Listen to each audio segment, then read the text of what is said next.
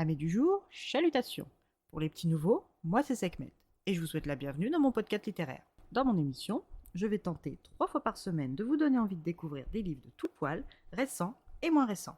Alors, si ça vous tente, c'est par ici la suite. Aujourd'hui, je vais vous présenter Un Noël qui a du chien de Mérida Reinhardt, publié aux éditions Bookmark.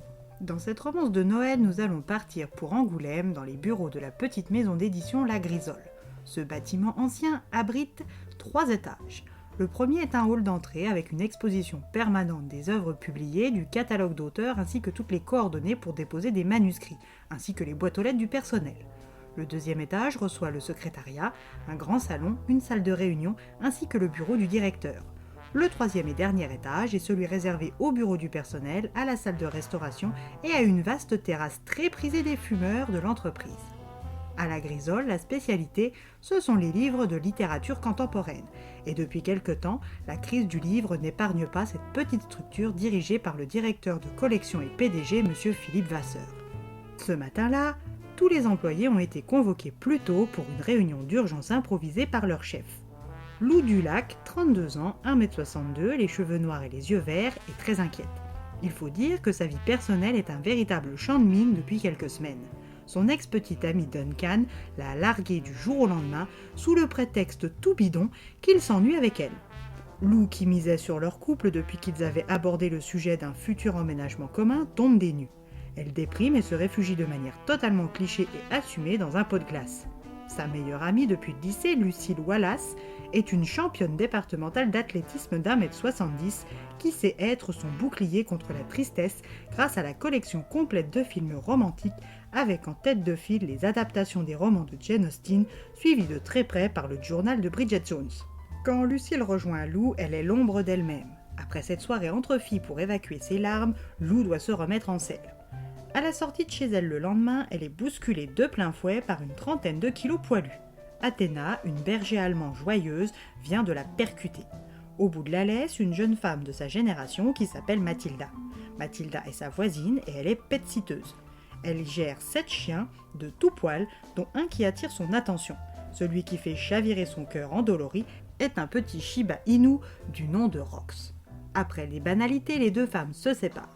Depuis ce matin-là, Lou est obsédée par ce petit chien, à tel point qu'ignorant comment contacter la dogue promeneuse, elle placarde des affichettes pour la retrouver. Le soir même, elle convient d'un entretien avec elle, le week-end dans le parc à chien de son quartier. La fin de semaine s'est écoulée avec une lenteur harassante pour l'impatiente qu'elle a toujours été. Le samedi matin pointe enfin le bout de son nez et Lou va pouvoir interroger Mathilda tout son soûl. À la fin de la rencontre, les deux voisines échangent leurs coordonnées et Lou repart avec la conviction qu'elle veut un Shiba dans sa vie. Après des recherches infructueuses, c'est grâce à Mathilda qu'elle obtient un entretien d'adoption pour une petite Shiba Nounette de 8 mois abandonnée. Venant de la part de la pet-sitteuse, elle repart le jour même avec celle qui s'appelle désormais Crumble. À partir de ce moment, Lou sait que sa vie est sur de nouveaux et bons rails, grâce à son ange gardien Fourré. Le matin où Stéphanie l'avait appelée pour la réunion d'urgence, cela ne faisait que quelques jours qu'elle partageait sa vie avec Crumble, et la perspective de perdre de précieuses minutes de leur vie harmonieuse l'agaçait. À son arrivée, elle bouscula un blond aux yeux gris plutôt désagréable. Deuxième accro du matin. Arrivée au troisième, elle rejoint ses collègues déjà arrivés, comme Adam, maquettiste de talent, illustrateur et opérateur par ordinateur. Ce parfait geek a les cheveux châtains mi-longs, des lunettes carrées et porte des t-shirts aux phrases déjantées mais systématiquement drôles. Lucille se demande encore les raisons de leur non-relation car sur le papier, Adam et elle se complètent parfaitement. Mais entre eux, rien d'autre que de l'amitié sans ambiguïté. Et ce depuis le début. Les deux collègues se saluent et avant de pouvoir commencer à discuter sont interrompus par le directeur Vasseur. Il explique la situation difficile dans laquelle se trouve la Grisole et dit avoir trouvé un investisseur et successeur en la personne de Nathaniel Hamelin.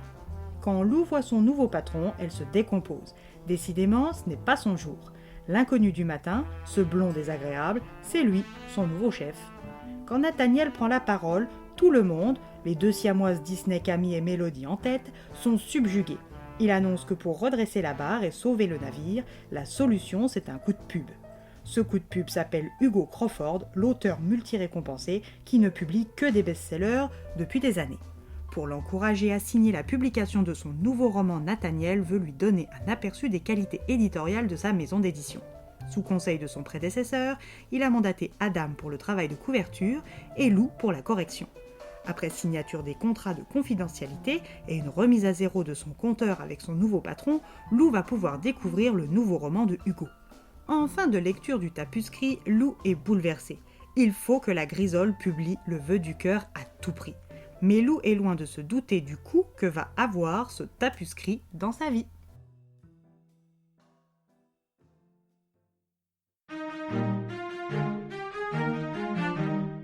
Un livre qui se lit comme on regarde un téléfilm de Noël.